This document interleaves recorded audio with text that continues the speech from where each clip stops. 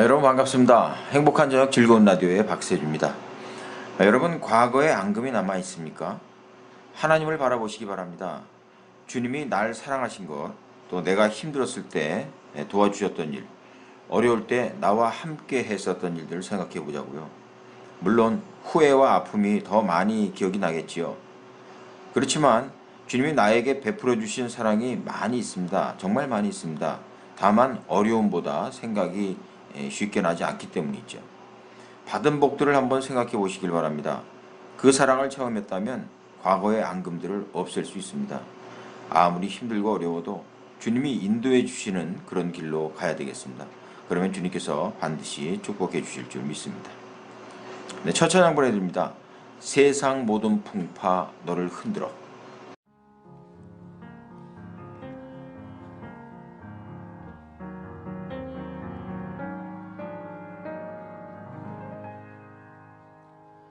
세상 모든 풍파 너를 흔들어 약한 마음 낙심하게 될 때에 내려주신 주의 복을 세어라. 주의 크신 복을 내가 알리라. 받은 복을 세어 모아라. 크신 복을 내가 알리라. 받은 복을 세어 모아라. 주의 크신 복을 내가 알리라.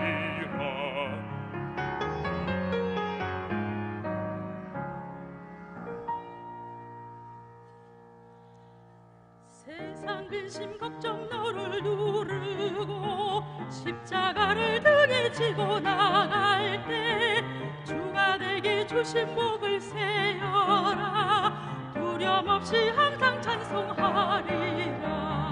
받은 복을 세어 보아라. 주신 복을 내가 알리라. 받은 복을 세어 보아라. 주의 크신 복을 내가 알리라.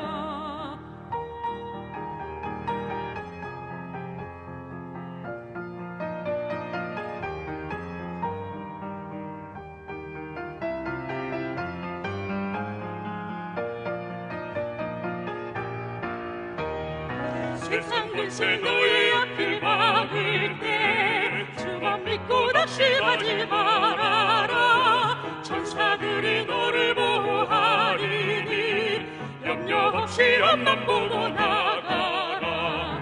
받은 복을 세어 보아라. 크신 복을 내가 알리라. 받은 복을 세어 보아라. 주의 크신 복을 내가 알리라. 받은 복을 세어 보아라. 크신 복을 내가 알리라. 받은 복을 세어 보아라. 주의 크신 복을 내가 알리라. 주의 크신 복을 내가 알리라.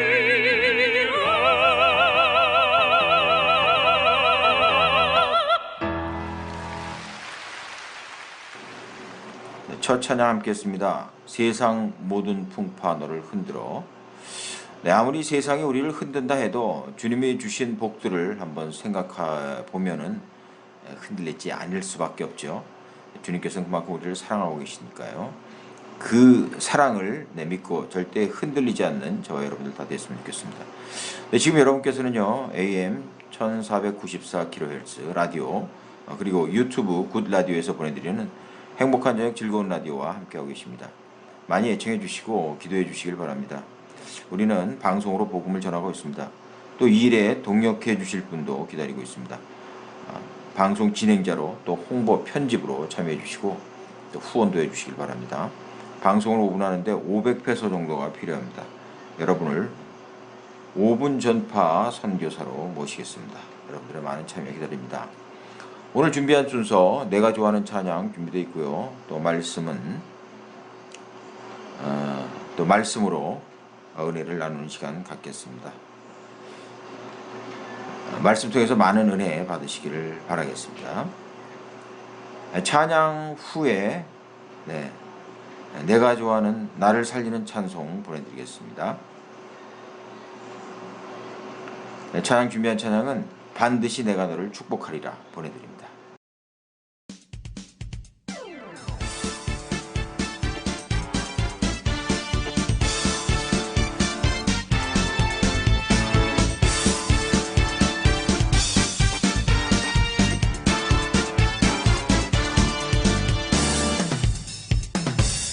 반드시 내가 너를 축복하리라. 반드시 내가 너를 들었으리라. 세상은 변해도 나의 약속은 영원히 변치 않으리. 두려워 말라.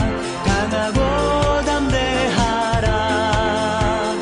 낙심하며 실망치 말라. 낙심하며 실망치 말라.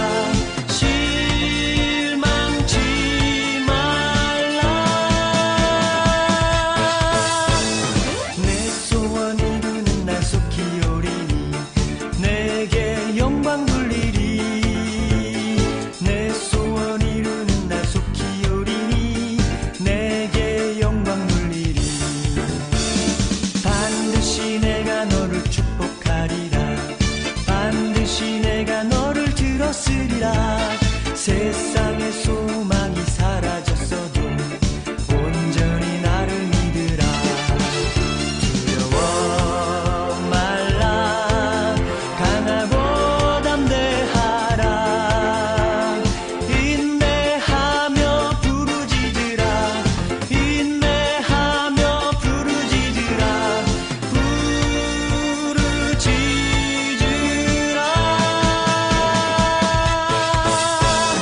영광의 그날이 속히 오리니 내게 찬양하리라. 영광의 그날이 속히 오리니 내게 찬양하리라.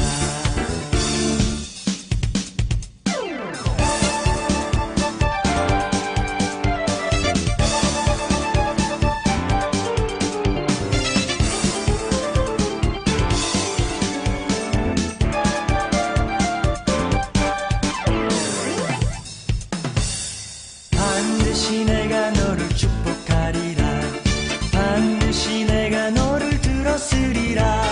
세상의 소망이 사라졌어도 온전히 나를 믿으라. 두려워 말라. 강하고 담대하라. 인내하며 부르짖으라. 인내하며 부르짖으라.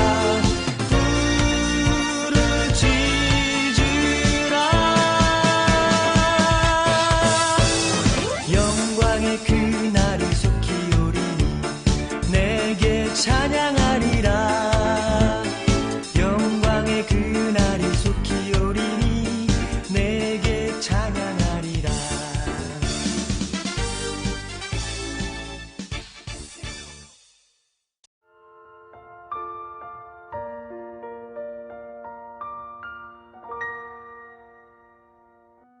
제가 이야기 하나 해드릴게요.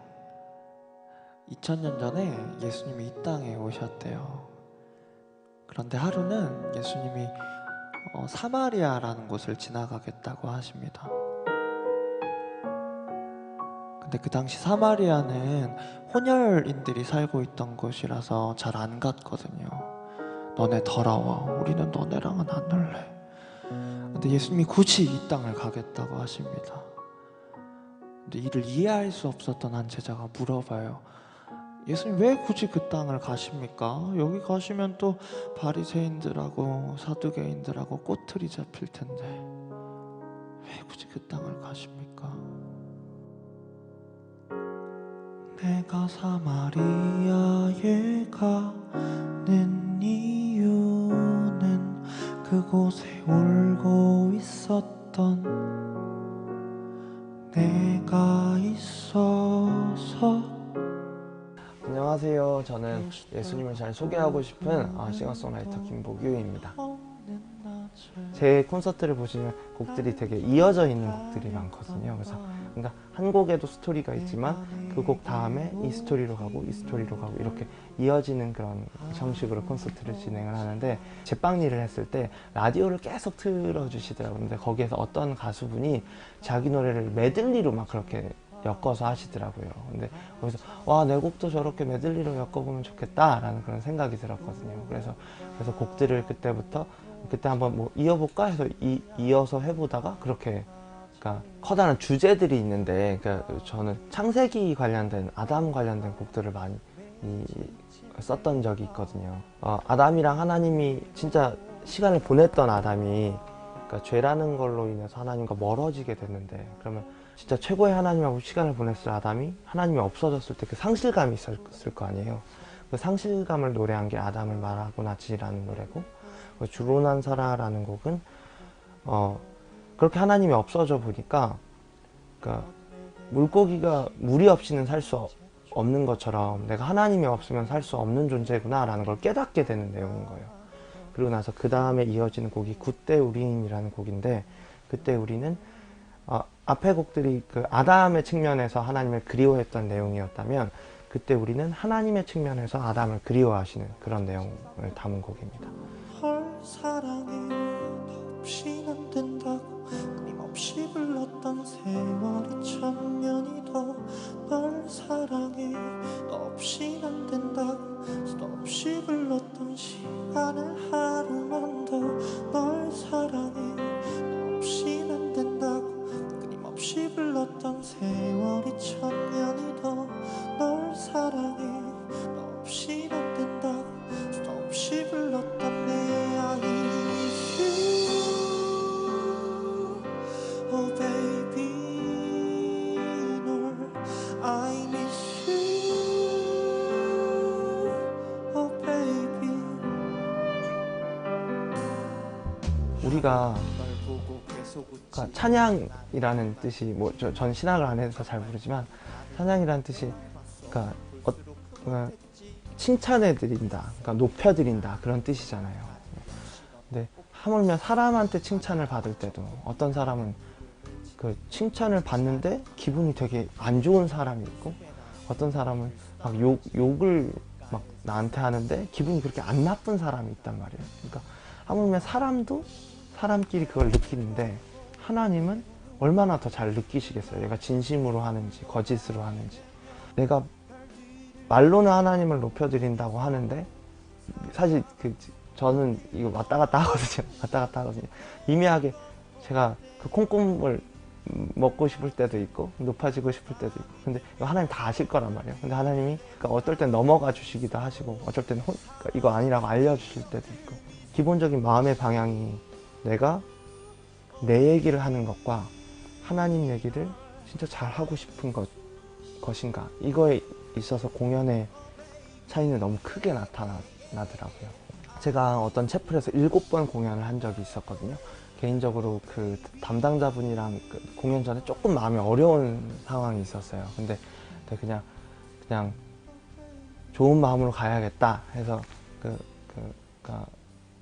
잘 풀고 갔었는데, 채플을 처음 시작할 때 제가 마음이 좀 안 좋았었거든요. 근데 하다 보니까 몇 번째 채플이었는지 모르겠는데, 어떤 채플 때, 보통 채플 하시는 분들은 아시겠지만 보통 들으시는 분들이 마음이 많이 닫혀 있으시거든요. 막 일단 핸드폰부터 꺼내시는 분들도 있으시고, 한번 해봐라 약간 그런 분들도 계시고. 근데 채플이 끝났는데 어떤 남학생 분이 앞으로 나오셔서 목사님한테 기도해달라고 하셔서 우시는 거예요. 근데 그 모습을 보고, 아, 이건 진짜 가치 있는 일이다 라는 생각이 들었거든요. 그리고 그 채플 때 제가 배웠던 게, 전 그 전까지만 해도 하나님한테 도와달라고 기도를 했어요. 그러니까 태도가, 하나님, 제가 주님 이렇게 찬양하잖아요. 이렇게 하니까 하나님 오늘 공연 잘 되게 도와주세요. 그러니까 이런 식으로 기도를 했었는데, 그 채플 이후로 제가 배웠던 게, 아, 하나님이 하시는 일에 내가 돕는 거구나. 그러니까 내가 하는 일에 하나님이 도와달라고 기도했을 때 하나님이 도와주시거든요. 근데 거기서 오는 공연의 집중도와 임재가 이 정도라면, 하나님이 하시는 일에 내가 참여해서 돕는 거에 이제는 차원이 다르더라고요. 근데 그때 한번 공연이 확 바뀌었어요. 제가 되게 율법적인 성향이 있거든요. 그리고 제가 강박증도 좀 있어요. 강박증도 있어요. 근데 저는 모태신앙으로 자라왔는데 성경을 보는데 어느 날 레위기를 보는데 너무 무서운 거예요. 하나님이 뭐 하면 죽이라 그러고 뭐 하면 죽이라 그러고. 그러니까 그 이후부터는 계속 죄만 막 묵상하게 되는 거예요. 내가 이거 잘못했나 저거 뭐 잘못했나. 그 막 너무 마음이 힘들더라고요. 근데 하루는 그 당시에도 강박적인 그런 게 막 올라왔나 봐요. 제가 그 당시에는 제가 하나님을 저주하는 생각이 막 드는 거예요. 근데 난 하나님 진짜 저주하기 싫은데. 근데 성경에 보면 하나님을 저주하는 자는 뭐 죽이라 막 그런 내용이 있어요. 그러니까 그거를 생각을 안 하려고 그러면 더 생각이 나는 거 있잖아요. 그러니까 내가 저주하면 어떡하지? 이 두려움이 내 안에 있으니까 계속 막 그런 생각들이 드는 거예요. 그래서 하루는 일요일 날, 그 당시엔 저희 교회에 일요일 저녁 예배가 있었어요. 저녁 예배 때 찬양을 하는데 예배에 집중이 안 되는 거예요. 계속 그런 생각이 드니까. 그래서 그냥 자리에 앉았어요. 자리에 앉아서 막 기도를 하는데 회개를 했죠. 주님 저 잘못했다고, 주님 저 저주하는 생각하기 싫다고 막 회개를 계속 했는데 어느 순간부터 주변에 소리가 하나도 안 들리는 거예요. 그리고 그 공간에 저만 있고 주변에 따뜻한 무언가가 공간을 가득 메우는 거예요. 그 주변에 소리가 안 들리는데 찬양 소리가 하나 들리더라고요. 하나님 인자한 눈으로 사랑의 눈으로 너를 어느 때나 바라보시고 하나님 사랑의 귀로서 너에게 언제나 귀 기울이시니. 근데 펑펑 울었거든요. 그리고 그때 하나님 사랑을 확 느꼈던 적이 있습니다. 예, 그 노래가 제 인생 찬양이에요. 저희 밴드가 한 10명이 넘거든요. 근데 솔직히 말하면 제가 그 중에서 음악적인 재능이 제일 떨어져요. 노래도 그렇게 사실 잘하는 그런 게 아니고 기타도 그렇게 잘 치는 게 아니거든요. 작곡도 엄청 막 그렇게 막 획기적으로 잘하는 것도 아니고. 근데 하나님이 솔직히 말하면 그 많은 곡들 중에서 누군가를 위로하려고 하시면 얼마든지 위로하실 수 있을 텐데 제 곡이 아니어도 방법이 너무 많으실 텐데 제 곡도 사용해 주시더라고요. 근데 너무 감사하더라고요. 하루는. 근데 소망함이 있다면 예수님을 잘 모르는 사람, 그리고 예수님에 대한 오해가 있는 사람이 그냥 흘러나오는 노래, 제 노래 듣고 그냥 아무 생각 없이 그냥 듣고 있었는데 하나님에 대한 오해가 풀리는 곡. 그리고 죽고 싶다. 맨날 입버릇처럼 얘기하던 사람이 그리고 진짜 이거 끝나고 죽어야지 라고 하는 사람이 그냥 라디오에서 어디에서 거리에서 흘러나오는 노래 듣고 그냥 자살하고 싶은 마음이 없어. 내가 왜 죽어야 되지? 이런 생각으로 바뀌게 할 수 있는 노래, 그런 노래 써보고 싶어요. 주셨으면 좋겠어요, 주님. 내가 나를 선택하기 전 내 장점과 내 단점이 생기기 전 널 이미 사랑한 걸. 내가 나를 선택하기 전 내 이성과 내 감정이 따르기 전 널 이미 좋아한 걸 알고 있니? 내가 어디에서 어떤 모습으로 있건 머리에서 발끝까지 더러워도 괜찮아. 내가 어디에서 어떤 모습으로 있건 머리에서 발끝까지 더러워도 내게 와. 너와 함께 시간을 보내 좋아 내게 얘기를 해줄래 사랑해 사랑해 너에게서 네 노래를 듣는 게 난 좋아 내게 노래를 해줄래 사랑해 사랑해 너는 그분의 은혜라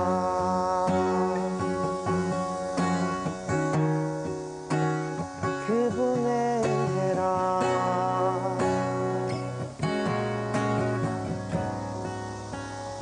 그분의 은혜라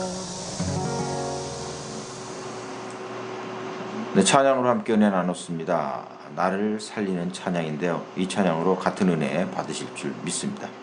이제 말씀으로 은혜 나누죠. 김학중 목사님의 말씀인데요. 앙금을 털어내라 라는 제목의 말씀을 보내드리겠습니다.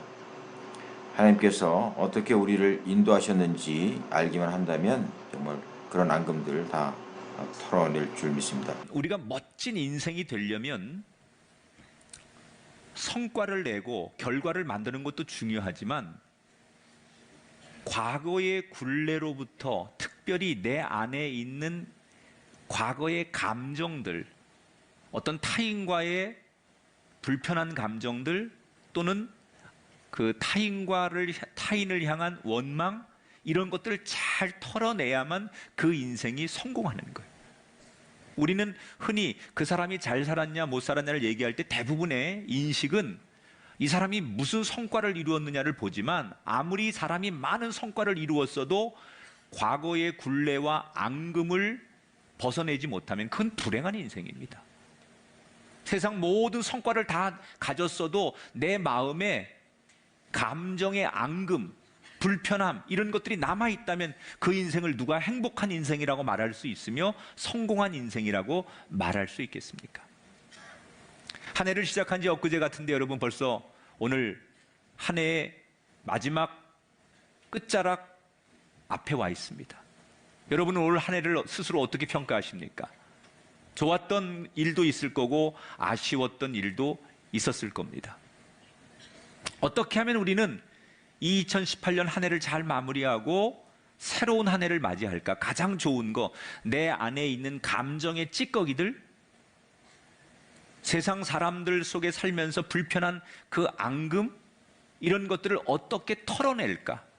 세수를 새 부대에 담아야 하는데 아무리 세수를 부어도 부대 자체가 아직도 그 앙금의 찌꺼기, 감정의 찌꺼기들이 남아있는 상태에서 새로운 한 해로 간다면 과연 2019년이 여러분에게 행복할 수 있을까?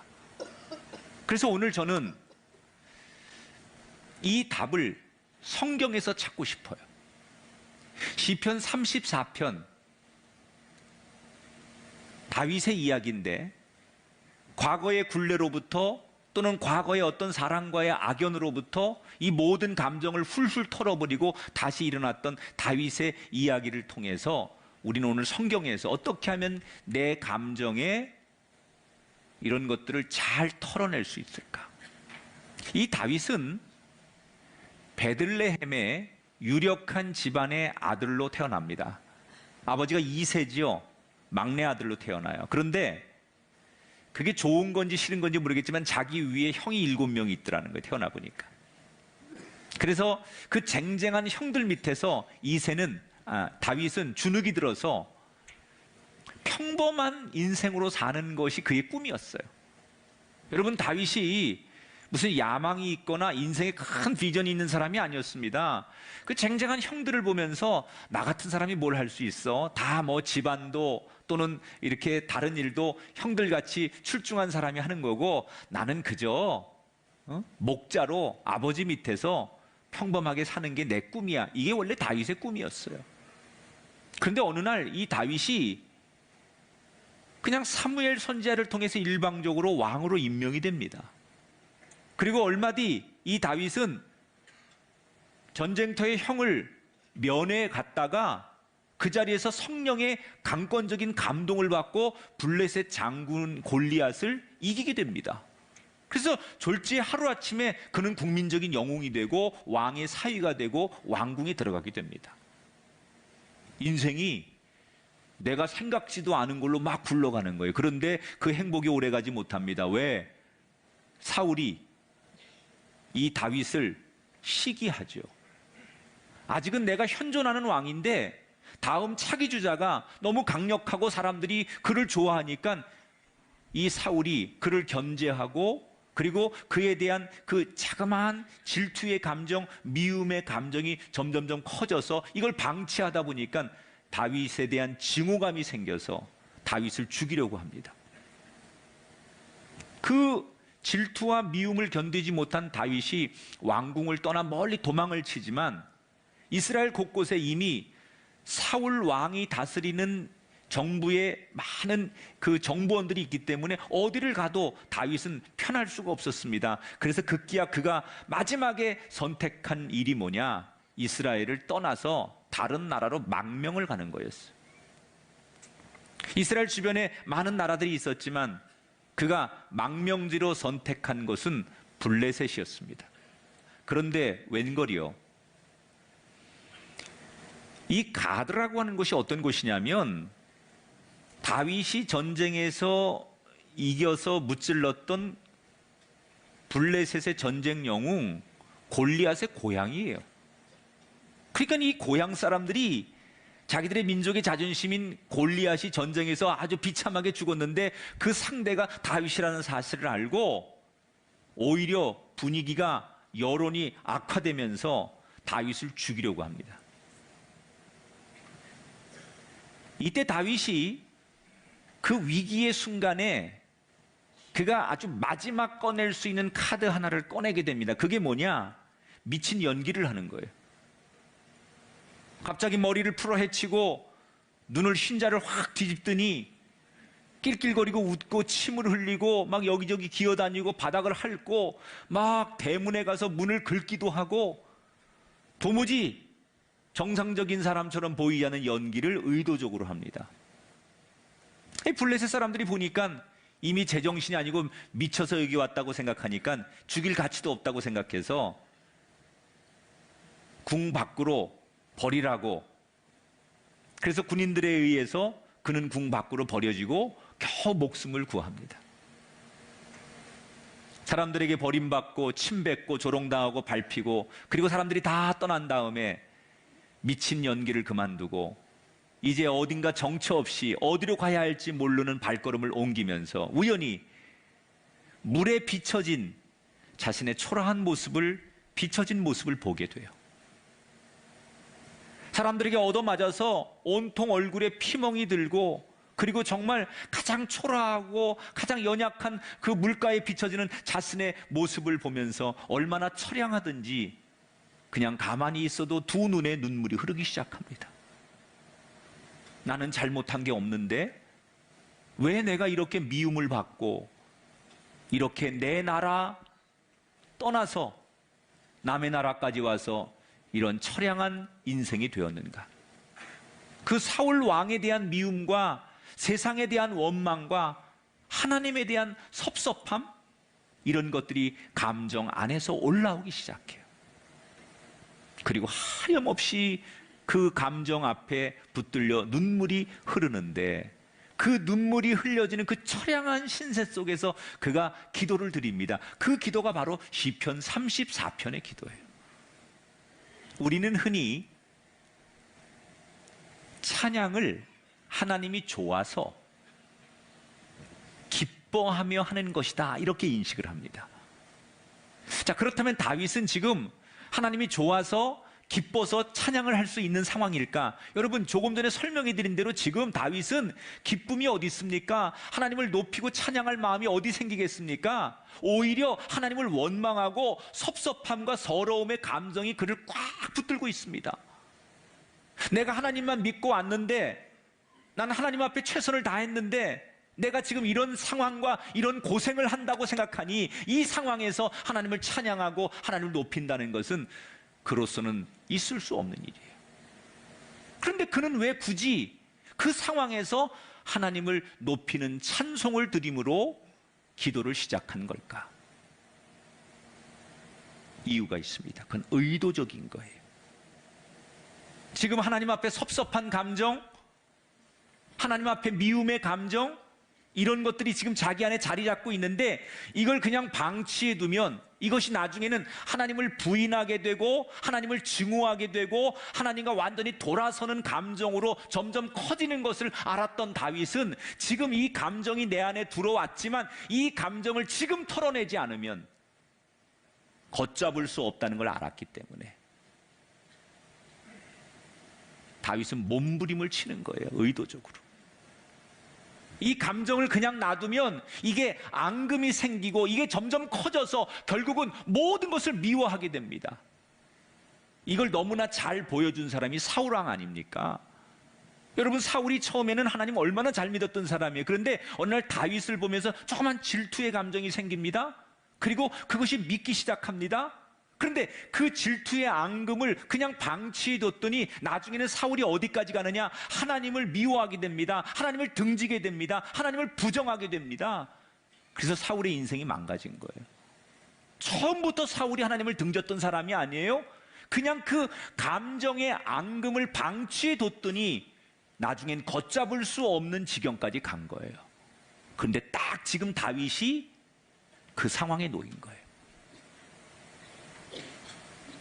지금 상황은, 지금 처지는 너무 괴롭고 너무 속상하고 너무 힘들지만 이걸 방치해두면 나도 사울처럼 하나님을 완전히 부정하는 인생으로 간다는 걸 알았기 때문에 힘들지만 지금의 이 감정을 털어버려야 되겠다. 혹시 이 자리에는 올 2018년 한 해를 살면서 아직도 내 마음의 감정에 어떤 사람을 떠올리면 혈압이 오르고 용서가 되지 않고, 아니 거기까지는 아니어도 그 사람 만나고 싶지 않은 불편한 그런 감정들이 있습니까? 여러분, 그게 더 커지기 전에, 그게 눈덩이처럼 점점점 더 커져서 내가 통제할 수 없는 지경에 오기 전에 지금 털어버리셔야 돼요. 또 어떻게 터냐? 억지로라도, 몸부림을 쳐서라도, 내가 울면서라도, 다윗처럼 너무너무 초라하고 너무너무 힘들고 너무너무 하나님 앞에 섭섭하지만 몸부림치는 거예요. 하나님을 찬양합니다. 하나님, 당신이 맞습니다. 지금 처지는, 지금 내 상황은 너무나 비참하고 고통스럽지만 그래도 당신이 맞습니다. 그래도 난 당신을 떠날 수 없습니다. 이렇게 몸부림치는 이런 노력이, 이런 의지가 있어야 우리의 감정이 정리되는 거예요. 울더라도 하나님을 부르세요. 입이 열리지 않을 만큼 힘들어도 억지로라도 하나님을 부르세요. 그럴 때 여러분 안에 있는 서러움의 감정, 미움의 감정, 새해로 절대로 가져가면 안 되는 감정을 오늘 내일 털어버리게 될 줄 믿습니다. 2019년을 맞이하셔야 되는데 지금 그 마음, 그 감정 그대로 방치하고 그대로 넘어가면 여러분의 부부관계, 부모 자식 간의 관계, 교인들과의 관계, 여러분 절대 행복할 수 없어요.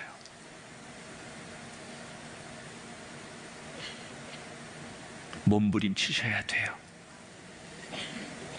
이 암덩어리보다 더 무서운, 나를 짓누르고 나를 불행하게 만드는 이 감정을 털어버리려고 하나님 앞에 울면서 몸부림치는 그 결단이 있어야 될 줄 믿습니다. 다윗은 그렇게 고통스럽지만 하나님을 의도적으로 인정하면서 기도를 시작해요. 하나님, 당신은 찬양받을 뿐입니다. 내가 당신을 자랑하겠습니다. 그러나 여전히 내 현실은 바뀐 게 없는 거예요. 이 괴로움 앞에서 괴롭기 때문에 하나님을 부르고 하나님을 찾지만 그러나 내 현실은 아무것도 다윗이 바뀐 게 없어요.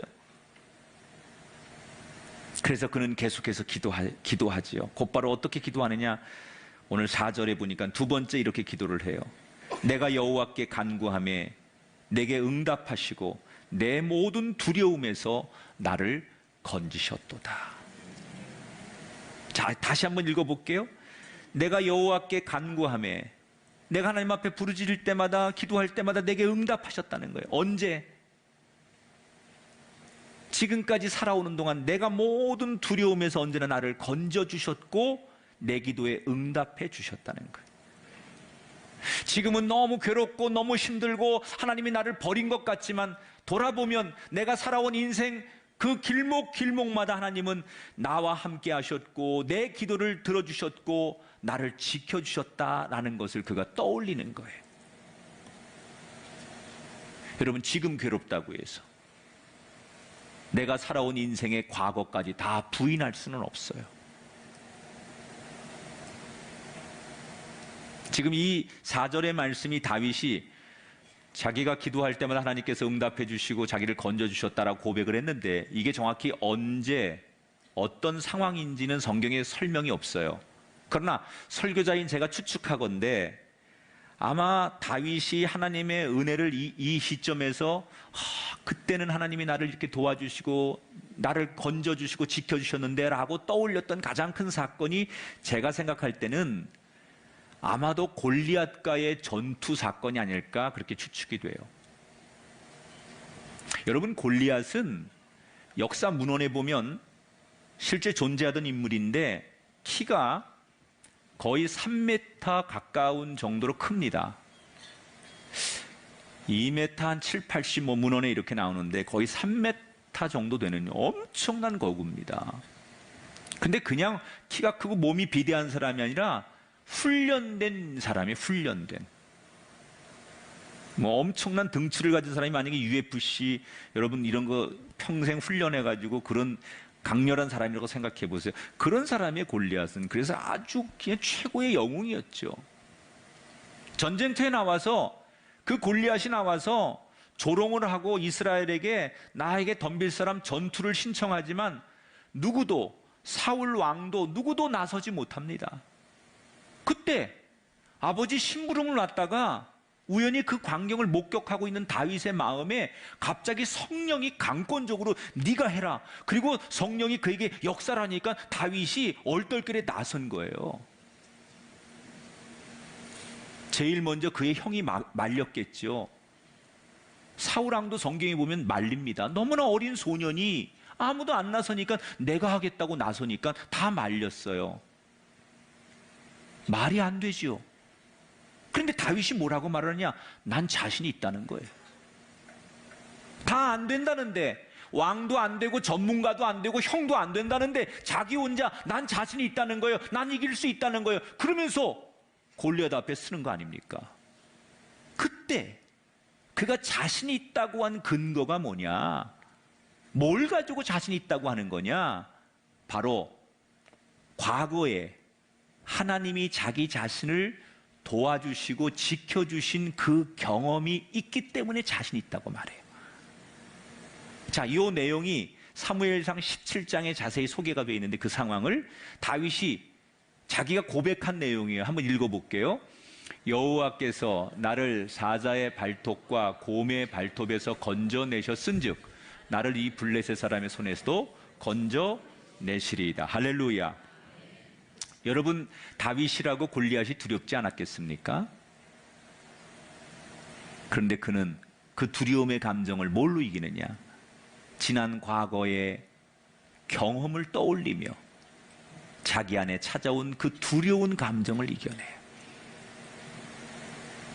하나님께서 사자의 발톱과 곰의 발톱에서도 그 순간순간 나를 지켜주시지 않았느냐? 그런 것처럼 저 골리앗의 힘 앞에서도 나를 지켜주실 것이다. 다윗이 살아가는 동안 왜 힘든 일이 없었겠어요? 왜 위기가 없었겠어요? 왜 포기하고 싶은 순간이 없었겠어요? 지금 이 순간도 하나님이 너무나 원망스러운 상황이에요. 그런데 그가 그런 감정이 찾아올 때마다 힘들고 포기하고 원망스럽고 모든 걸 다 내려놓고 싶은 그런 인간적인 감정이 들 때마다 그가 그것을 극복했던 노하우 중에 하나가 뭐냐? 지금까지 나와 함께 하셨던 하나님의 은혜를 떠올리며 자기 입으로 고백하는 거예요. 그랬더니 어떻게 됩니까? 하나님이 그를 이기게 하시는 거예요. 여러분 이런 말 들어보셨어요? 말이 생각을 지배한다. 따라합시다. 말이 생각을 지배한다. 자기가 지금까지 받은 은혜, 하나님이 자기를 지켜주신 그 경험들, 그런 것들을 그가 자기의 입으로 고백하는 거예요. 조금 전에 읽은 그 말씀대로 하나님께서 사자의 발톱과 곰의 발톱에서 나를 지켜주시고 내가 기도하면 응답하셨던 하나님, 자기가 자기 입술로 하나님이 순간순간마다 나와 함께 하셨던 것을 그가 자기 입으로 고백하는 거예요. 그랬더니 그의 마음속에 있는 미움의 감정, 섭섭함의 감정, 두려움의 감정, 이 모든 것들이 털어내지기 시작되더라는 거예요. 나도 내 마음속에 누군가를 미워하고 쓸모없는 이 감정의 찌꺼기들을 버리고 싶은데 그게 잘 안 되는 분이 있습니까? 오늘 다윗이 우리에게 가르쳐주는 이 두 번째 해답, 내가 받은 하나님의 은혜를 기억하고 고백하는 거예요. 그때 하나님 그 죽을 고비에서 나를 살려주셨고, 그때 이미 넘어지면 못 일어날 상황에서 하나님이 나를 용서해 주셨고, 그때 하나님 우리 가정, 내 자식, 그때 하나님 살려주시고, 그때 길을 열어주셨고, 그때 도와주셨지. 이걸 기억하고 이걸 내가 스스로 고백할 때 내 안에 지금 현실적인 이 감정들이 내 안에서 사라지게 되는 거예요. 인간의 뇌는요, 좋은 거 행복한 것보다는 힘들고 어렵고 불편한 걸 기억하는 게 뇌가 훨씬 더 각인이 돼 있대요. 이 인간의 습성이라는 거예요. 그래서 우리가 감사한 거, 행복했던 거, 이것을 기억하는 것보다 섭섭했던 거, 어려웠던 거, 말 한마디에 상처받았던 것을 더 많이 기억하는 게 인간이 가지고 있는 본성이라는 거예요. 여러분에게 지난 1년을 돌아보면, 아니 여러분의 인생을 되돌아보라고 하면 꼭 원망스러운 일, 섭섭했던 일, 힘들었던 일만 있었겠습니까? 그 사이사이에 호탕하게 웃을 만한 일도 있었을 것이고, 가슴 뭉클한 일도 있었을 것이고, 콧등이 찡해질 만큼 감격스러운 순간도 있었겠죠. 제가 방금 지금 예배 올라가기 전에 우리 둘째 아들한테 문자를 받았어요. 다 뭐 제가 그 내용을 소개 못하지만 아버지가 있어서 올 한 해 행복했다. 아버지를 보면서 자기는 자랑스러웠고 아버지처럼 살고 싶다. 수고 많이 하신 아버지, 내년에도 건강하시고 행복했으면 좋겠다. 우리 아들이 저한테 보낸 짧은 카톡의 글이었어요. 나한테 많은 보상을 준 건 아니지만 그 글 하나를 보면서 미소 짓는 그게 저에게 분명히 왜 없었겠어요? 그동안도 많이 있었죠. 우리 막내딸은 매일 아침 저녁 나한테 뽀뽀를 해줘요. 하루도 안 걸러. 밥은 안 먹을지언정 걔 뽀뽀를 안 받는 경우는 없어요. 얼마나 행복한지 몰라. 그런데 그건 다 잊어버리는 거예요. 지금 힘든 일, 지금 섭섭한 일만 생각하는 거예요. 다윗은 지금 너무 힘드니까, 너무 자신의 처지가 비참하니까 그 지난날 내가 받았던 행복했고 감사했고 좋았던 건 다 잊어버리고 그것을 부정하지 않고 의도적으로 그것을 떠올리면서 고백하는 거예요. 하나님 그때 나와 함께 하셨죠. 그때 하나님이 저를 도와주셨죠. 여러분, 이 고백이 저와 여러분에게도 있게 되길 축복합니다. 그래야 지금의 여러분의 이 감정, 그 아픔, 그 앙금을 털어낼 수 있어요.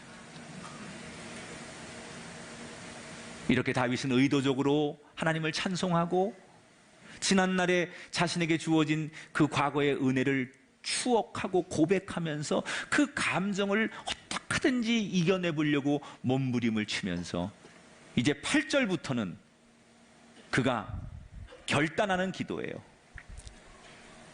내가 이렇게 살겠습니다 라고 하는 자신의 결단이 이제 8절부터 쭉 나옵니다. 그 중에 가장 중요한 부분이 13절부터 15절이라고 생각이 돼요. 같이 읽어보겠습니다. 내 혀를 악에서 금하며 내 입술을 거짓말에서 금할지어다. 악을 버리고 선을 행하며 화평을 찾아 따를지어다. 여호와의 눈은 의인을 향하시고 그의 귀는 그들의 부르짖음에 기울이시는도다. 이 말은 이런 거예요. 주님, 내 입술로 악한 말, 거짓말 하지 않겠습니다. 무슨 일을 만나든지 내가 악한 일은 피하고 선을 행하고 평화를 구하겠습니다. 다시 말하면 결단하는 거예요. 지금 내가 처지가 이렇고 내 형편이 이렇지만 내가 절대로 그렇다고 해서 세상 사람과 똑같이 살지 않고 하나님 앞에 의롭게 살겠습니다라고 자기가 자기 입술로 결단하는 거예요.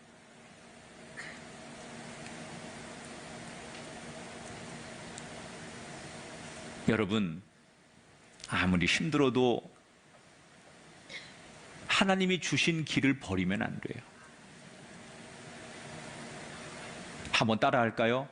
바른 길이 이깁니다.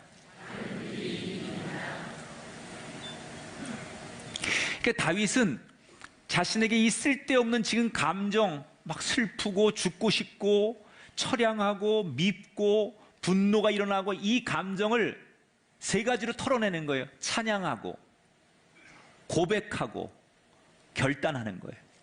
그래서 털어내는 거예요. 자, 그랬더니 그 감정을 이기려고 그렇게 노력하고 결단했더니 기도가 끝난 다음에 그의 인생이 어떻게 되느냐? 그는 용기를 내어서 다시 죽으면 죽으리라고 생각하고 이스라엘로 돌아갑니다. 이스라엘을 떠나면 살 거라고 생각해서 망명을 가고 망명 신청을 했는데 거기서 더 어려운 일이 생기고 이렇게 비참해지니까 차라리 죽어도 내 나라 내 땅에서 죽자 그리고 다시 망명을 거두고 이스라엘로 돌아가는 거예요. 그리고 그가 어디로 가느냐? 아둘람이라고는 동굴에서 혼자 지내게 돼요. 이스라엘에 들어가서. 그런데 그때 하나님께서 놀라운 일을 보여주시는 거예요. 자, 사무엘상 22장 2절 어떤 일이 있었는지요? 환난당한 모든 자와 빚진 모든 자와 마음이 원통한 자가 다 그에게로 모였고 그는 그들의 우두머리가 되었는데 그와 함께 한 자가 400명 가량이었더라. 이 다윗이 이렇게 억울하게 떠돌다가 지금 다시 이스라엘로 돌아왔다는 얘기를 듣고 다윗처럼 비슷한 마음과 상황을 가진 그런 감정을 가진 사람들이 다윗 앞에 속속히 모여드는데 이 사람들이 다 억울하고 한이 있고 이런 사람들이에요. 이런 사람들이 모였는데 얼마가 뭐예요? 400명이 모였다는 거예요. 400명이. 몇 명이 모였다고요? 400명이. 다윗이 나 혼자인 줄 알았어요. 아무도 내 편이 없는 줄 알았어요. 그런데 바른 길을 가겠다고 결단했더니 하나님께서 준비해 주신 400명을 붙여주시는 거예요. 아, 하나님이 날 버리신 게 아니었구나. 나를 위해 준비하고 계셨고 나를 주목하고 계셨고 나와 함께 하셨다는 것을 체험하게 되는 거예요. 이때 다윗이 이 400명들을 통솔하면서 왕이 되기 위한 수업을 받는 거예요. 이게 훗날 왕이 되기 전에 이 아둘람 동굴에서 오압지졸 같은 개성이 강하고 상처가 있고 원한이 많은 이 사람들을 모아서 이들을 잘 통솔하고 융합하고 이들에게 리더십을 발휘하면서 비로소 다윗이 훗날 왕이 되기 위한 체험과 수업을 하기 시작하는 거예요. 여러분, 하나님은 저와 여러분을 위해 다 준비해 놓으셨습니다. 때때로 세상이 우리를 힘들게 하고 수많은 감정들이 우리를 힘들게 할지라도 우리는 신실하신 하나님을 찬양하고 나를 한 번도 버린 적 없이 도우셨던 그 하나님의 은혜를 기억하며 고백하고 끝까지 믿음의 길로 가겠다고 결단하는 순간 우리는 감정에 휘둘리고 감정의 노예가 아니라 이 감정까지도 다스릴 수 있는 창조주 하나님의 아들, 딸이 될 줄 믿습니다. 혹시 여러분 한 해를 보내면서 내 마음속에 이러면 안 되는데 이런 감정, 이런 불편한 생각들, 이런 잘못된 생각들을 앞에 무릎 꿇고 끌려가고 속수무책으로 당하는 인생이 아니라 내가 스스로 이겨내고 털어내고 정리하고 새로운 한 해를 넘어가시길 축복합니다. 이 시편 34편은 그래서 참 우리들에게 위로가 되는 시.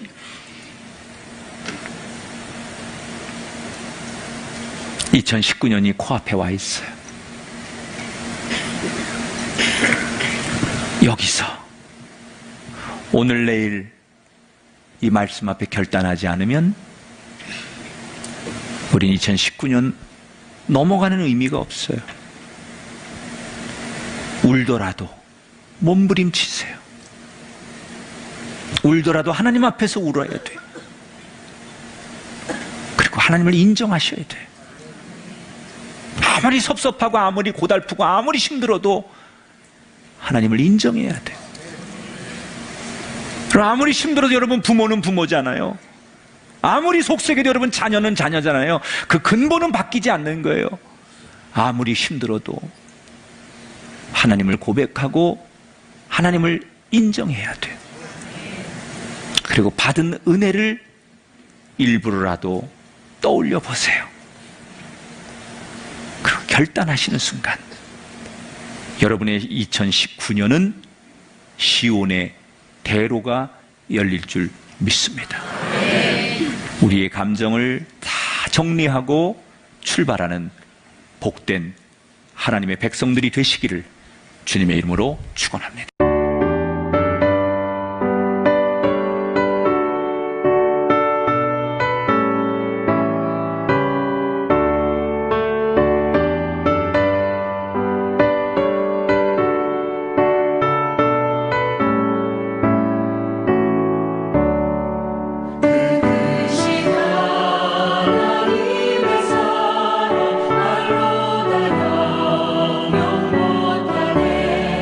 저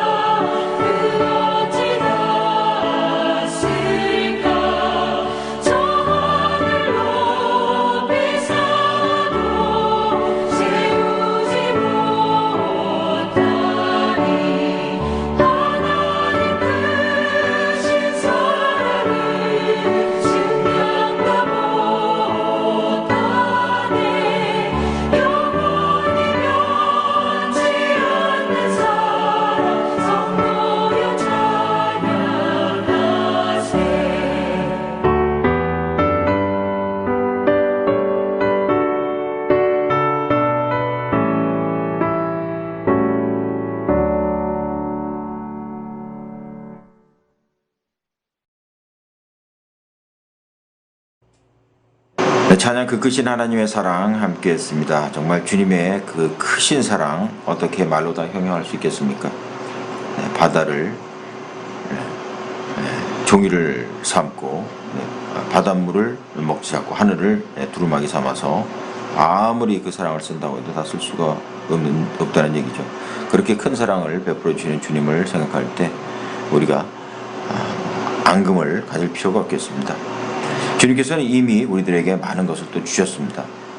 현실에 어려움들이 있겠지만 이미 받은 복들을 생각해 보면서 먼저 감사한다면 하나님은 우리의 필요를 모두 채워주실 줄 믿습니다. 그렇게 사시는 저와 여러분들 되시길 바라면서 인사드리겠습니다. 저는 박세주였습니다.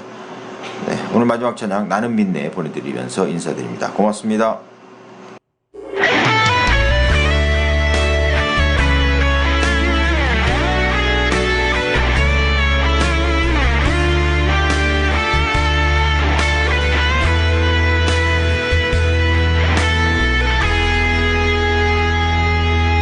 내게 허락하신 시련을 통해 나의 믿음 더욱 강하게 자라나고 험한 산과 골짜기 지나는 동안 주께 더 가까이 나를 이끄시네. 내가 겪는 시험이 어렵고 힘겨워도 내 주님보다 크지 않네.